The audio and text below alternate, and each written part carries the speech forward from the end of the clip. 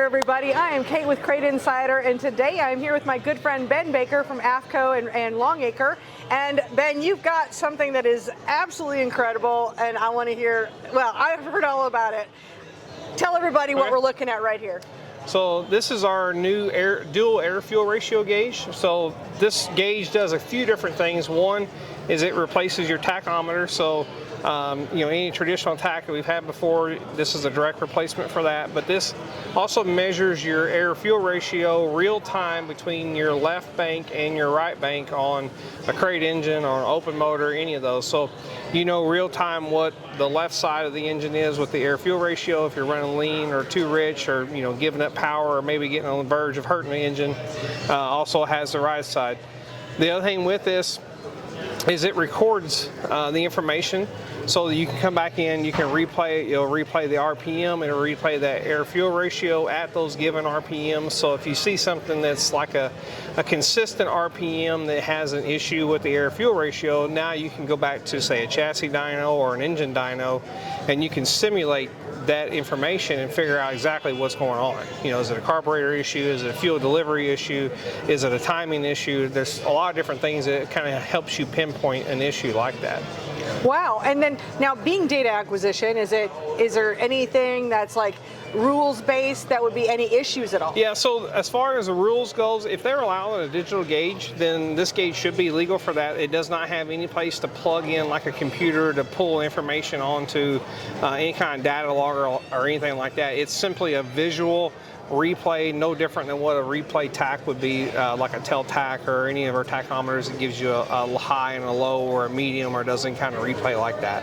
Great. Now, I know you guys put a lot of engineering and a lot of work into all of your gauges. What kind of a tolerance are we looking at with this digital gauge? So on this one here with the RPMs, it's doing every 10 RPMs, so like 2250, 2260. That tolerance is pretty tight. Usually, from what we've seen on stands, the best you can measure it anyway, it's going to be within a RPM or so, which is really hard to get to. As far as the air-fuel ratio gauge goes, we've seen a variance of maybe 0.1, one way or the other. Okay. So it's really pretty accurate to know, hey, I'm getting really close to being too lean, or really close to, hey, I'm just really too rich and giving up power at that point. Now, is there any particular, what's the biggest question that you've received as people have seen this?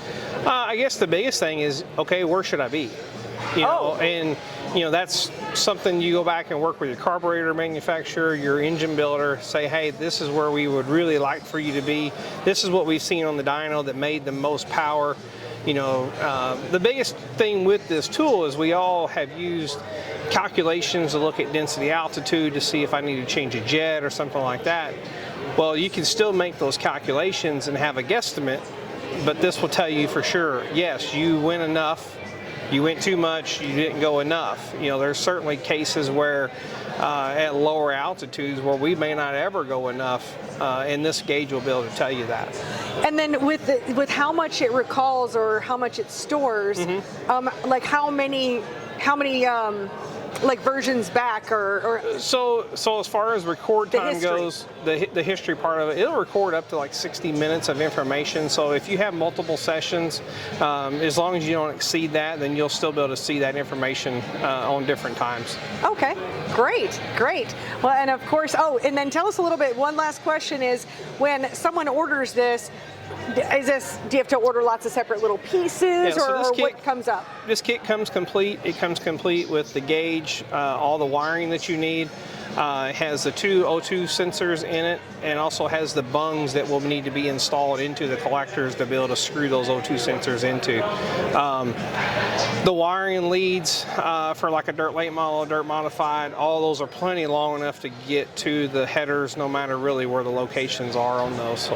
And is it universal? Like if I've got these in the store, that'll work for a late model, a modified, whatever? Yeah, they're all universal.